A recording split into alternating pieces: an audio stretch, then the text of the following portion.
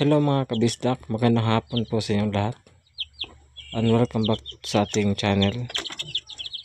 At update nga pala po sa ating mga alagang mga manok. These are 10 Rhode Island Reds at 13 na Black Astler. Pure po sila guys, galing sila sa Marking Farm dito sa Cebu. Ang laki na lang guys, oh. Tingnan nyo.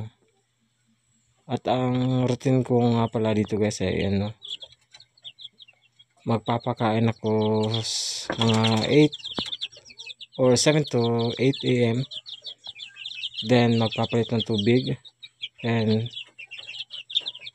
magpapakain naman ako ulit mga bandang hapon na, mga 4 o mga 5 PM. Pagdating ko galing trabaho guys. Then ito na sila. At yung tubig nga pala nilagay sa ikan. Alternate. First day ay na pure na tubig lang. Then on the next day kay nilalagyan ko ng food supplement or yung vitamins na Vitamin Pro. At ito ang resulta guys, oh. Mag 3 weeks pa lang to sila. At yung iba dito ay 2 weeks. At yung iba dito ay 2 weeks pa lang. Laki na daw.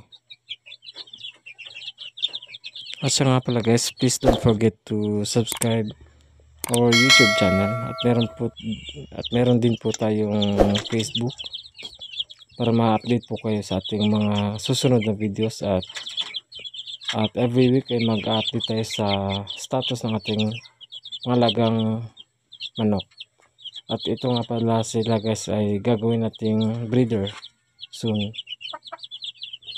Laki na guys, oh.